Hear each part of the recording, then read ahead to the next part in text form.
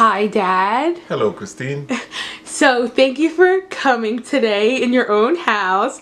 I wanted to ask you a couple questions just about what I'm getting older now and I'm in college and I'm just, as you've seen, living out my own life experiences. So it's important for me to ask you a couple questions about different things you've experienced in your life, especially coming all the way from another country, and just everything that you have to say, because honestly it would mean a lot to me, and the people want to hear what you have to say.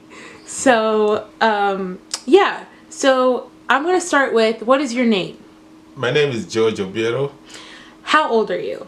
I'm 64 years old now. Okay, and what is your country of origin? Where are you originally from? My country of origin is Kenya. That's in East Africa. Okay, and when did you immigrate to the United States? 2002. In 2002? Yep. So the year I was born? That's exactly the year you're born. Okay. But arrived here in May, and you're born in August. Okay.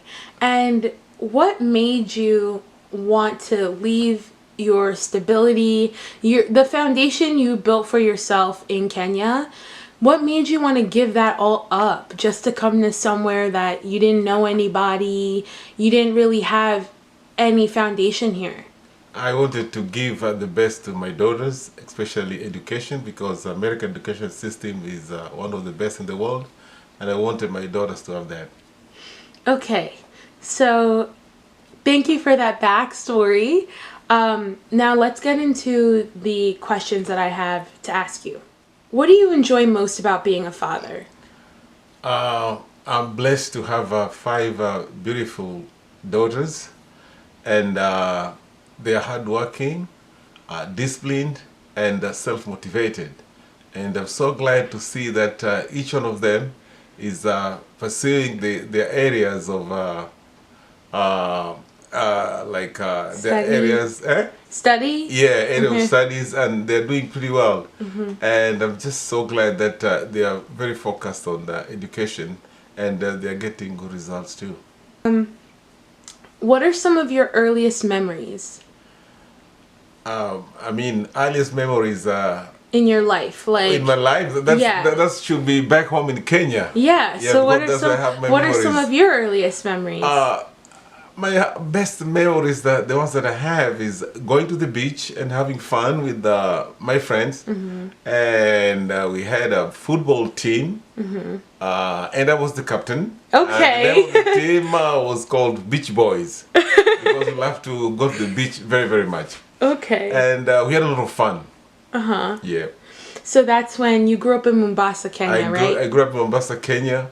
Yeah. And then when you got older, you moved into the city, right? Yeah, when I got older, I came to Nairobi from Mombasa. I moved to Nairobi when I grew older. Yeah. Okay. What do you remember most about your dad? My dad was a very hardworking man and very disciplined. He always wanted things done in a certain way and expecting everybody to follow suit.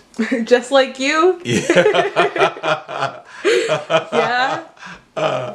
And he was, my dad was really very, very polite. But he was really, really interested with our education. And I remember when I was in primary school, he'll always check my books, go through my books, and try to find where I'm not doing very well. He'd always point them out to me and make sure that I do better next time. Yeah. So always encouraging you to do better? Yeah, I was always encouraging you to do better. Okay. What was your childhood like? My childhood was really fun. We had a lot of fun with my friends. We used to go to the beach and swim. Sometimes we'll go fishing, okay? Just like fishing in a pond, not like big time fishing, just kind of childish stuff. And we used to have fun in the beach and play football.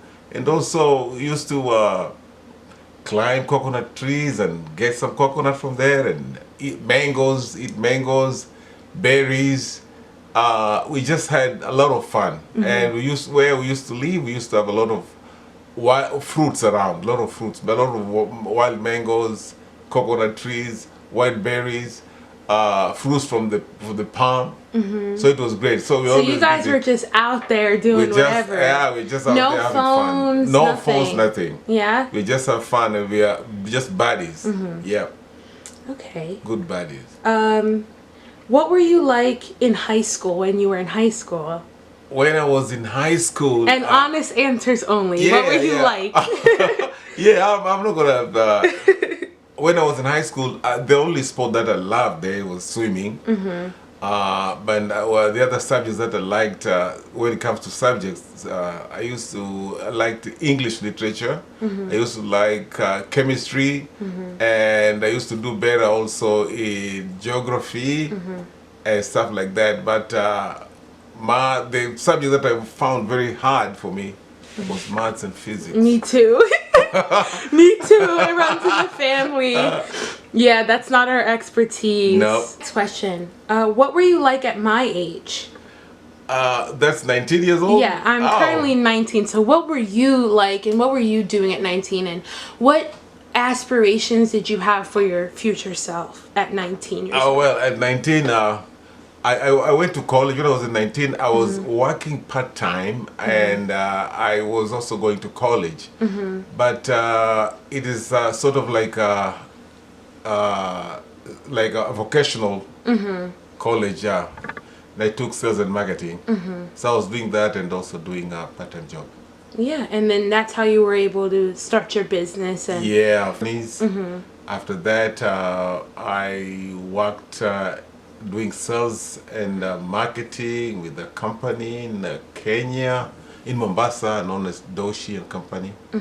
After that, I joined another company doing clearing and forwarding. And what is this, in the 90s, 80s?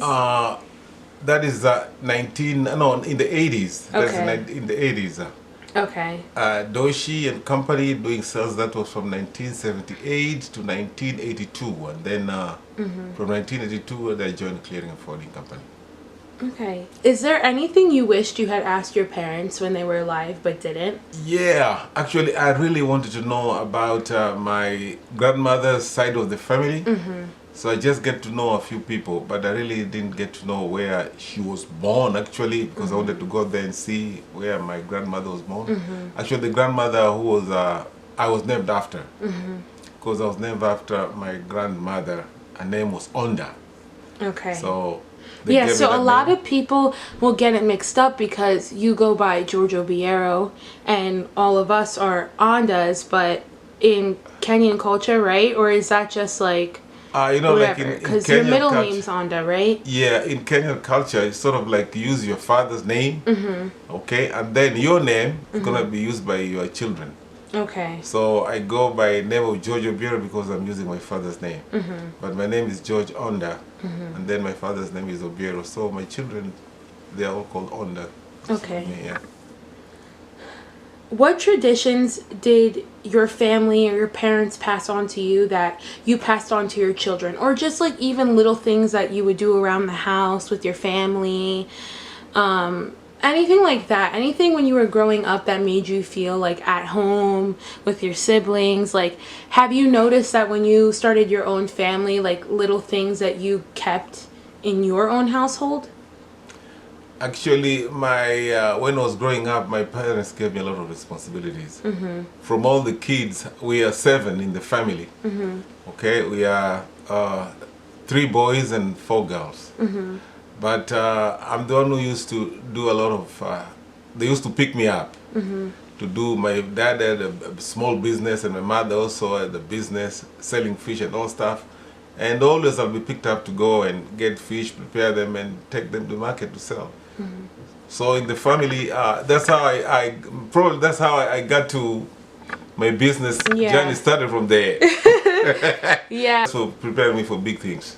Yep. So you got your experiences for your career, just literally living your life from your experiences in Kenya. That's what actually helped you become so successful in your business, right? Yep.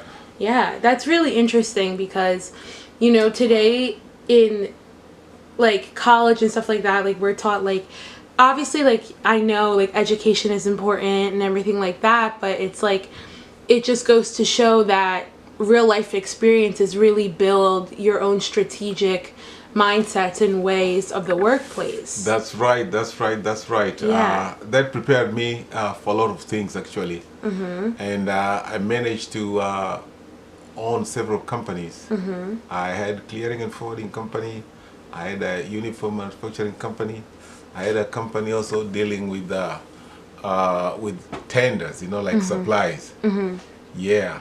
And I had also a real estate company. Yeah. So what was it like when you first came to America? I know you, before you moved your whole family here, you traveled here before and everything like that. So like what was it like? Because I know you always tell us when you were a kid, like the whole thing was like go to America, like yes. So like when you first were able to build your way up from nothing and finally was able on my first trip to America, like how was that like for you? Was it anything like coming to America with Eddie Murphy? No, not like that actually. Because by the time I was coming to America, I was already very successful back home in Kenya. I had businesses running, and I have enough money to come, and I had friends and a family also. So one of my friends, childhood friends actually, is just like a brother to me. He invited me to come and visit him. So first place I landed at JFK, and then from there I connected to Cleveland, Ohio, and that's when we met. He took me to. He was kind enough to take me around America to see how America is. We ended up also went as far as Niagara Falls. Oh, really? And then went all the way to Canada, Toronto, and then back. And I had a very good experience because I saw America in the way, I mean, places where some other people have never. Yeah. Most people have never been to those places. And then afterwards, I had a brother-in-law. Not brother-in-laws, really. My wife's sister. They were living. They were in Tulsa, Oklahoma. They also invited me to go there, so I went there, and I had a good time. Also, they showed me around, and felt America was a good place. Yeah. What was I like as a child? I know we spent a lot of time together when I was little. So what was I like? Actually, out of all my children, you are the one who I was really close to because I sort of like brought you up. Yeah, because mom would work Mom and you was were home. working You at were staying home, home so I dad. was like staying, looking after you. So you're really a fun girl. I mean, you're always happy, and you want to do things your own way. You know, you wanted to do things your own way all the time, and the kind of food you used to like was macaroni and what kind of macaroni? But you didn't like spinach. Okay, I You still know, don't no, like. no, you like spaghetti. Okay. Spaghetti and meatballs. Yeah, That's I what still you really like like that. when you were a baby. But what you hated very much was spinach. You didn't want spinach. Yeah, I don't like spinach. But otherwise, you're not a problem child. You're very good. You're very happy, and you used to like to play a lot and to read too and write. So you're fun, really fun. I didn't have problem with you really. Okay. You grew up very fast, actually. Yeah. What is one of the biggest things you've learned in your life so far that you wish you knew when you were 19? Like if you had to give any piece of advice to your 19-year-old self about life, what would it be? Ooh, there's so many things. So list like 5 or however many you can. Actually, work hard. Really work hard, and also fear God. Actually, be disciplined, and be focused. Be focused on what you're doing. Have passion with what you're doing. Whatever you're doing, and you have passion for it, go for it, and be disciplined. and be focused in everything that you do. God is real. Yeah, I've had experiences with God in my life. I've seen some things that God has done for me, great things that I've not done on my own actually, and some are just miraculous. Yeah. Yeah. So, one of the last questions I wanted to ask, because this is something that being in college too, you know, it's really easy to be easily influenced by other people when you're away from home and stuff like that. So, when you were growing up, how did you stay away from peer pressure or feeling the need to be anything other than your authentic self around others? And I know when you grow older, you're like, that's stupid. But obviously when you're that age, it's really hard because everyone's like, you know, this is the cool stuff to do. So how did you handle that and become really independent in your own sense of self? Wow, that's a good one. Actually, when I was growing up, where we used to live, there were a lot of things happening. I mean, there was a lot of drug use going around. I mean, like people drinking. Some of the things was with alcohol. I had a very very bad experience when I was a child. I was like, say maybe 7, or maybe if not 7 years old, or maybe no, like 10 years old. The place where we used to live, there were a lot of people selling alcohol and doing all sorts of things. One day I saw another lady hiding alcohol somewhere, and because I was a baby, I was a child, I just went and grabbed it and drank like a whole bottle of very strong alcohol I remember drink. you telling me the And story. it nearly killed me. Yeah. Okay, I got so drunk with that, and I was a And you were kid. 10? I was 10 years old. Yeah, I didn't know what I was doing, but I still remember until now. So I went home very drunk and just fell at the door. When my dad came and found me there, he didn't know what was going on. He thought maybe I was dead. So when he turned me over, that's when he realized that I might have taken some alcohol. And they took me to hospital, and I was in a very bad shape. Okay, but like I was having a fit. Alcohol poisoning. Alcoholic poisoning, yeah. But I got out of it, and from that time, Never again. never again. Other kids who end up doing drugs, how they end up. So I didn't want to be like that. I didn't want to be like them, because I used to see, I mean, how it all ends up. The effects from the drugs and alcohol abuse, I used to see it all around. So I didn't want to be part of that. That was not me. I didn't want to, I just didn't like that kind of life thereafter. How were you able to stay away when you were surrounded by it so much all the time and not give in to that? Yeah, actually, we just, I had a few of my friends who also had the same feeling like me. So we just developed, You stuck with them. Yeah, we just developed kind of friendship. So we'd always hang together, do things together, just listen to music, go to the beach, football, and just keep away from the bad boys and bad influence. So you used to have like a circle of friends. Like-minded friends. Yeah, just a circle of friends. How we're not drinking or smoking or get involved in all that. We just have to, just good stuff, music, you know, going to the movies and stuff like that. But not engage in smoking, drinking, and alcohol abuse and all that. Yeah. All right. Well, that's all the questions I had to ask you. You did a great job. I really loved all your responses, and honestly, hearing all these stories from you was something that I love to hear. I love when you talk about when you were growing up and everything like that. So grades, and you are very independent. Thanks, Dad. And very self-motivated too. I like that. Thanks, Dad. Okay, well, that's the end of the interview. You answered all those questions really well. It was really interesting to hear everything you had to say, Dad. And I just want to say I love you, and you're the best. Are you still recording? Yeah, I'm Oh. recording. Thank you for answering these questions today, because honestly, to hear things from your point of view, that really means a lot to me, and I'll definitely be carrying a lot of your advice with me throughout my life as well. So I'm glad we live in the 21st century where everything's digital. So yeah. And Thank you. Thank you so much for the opportunity. Yeah. Yeah. Okay, and my signature sign off on all my videos is deuces. So you have Like to say that? yeah, but Deuces. say yeah. Okay. Yes.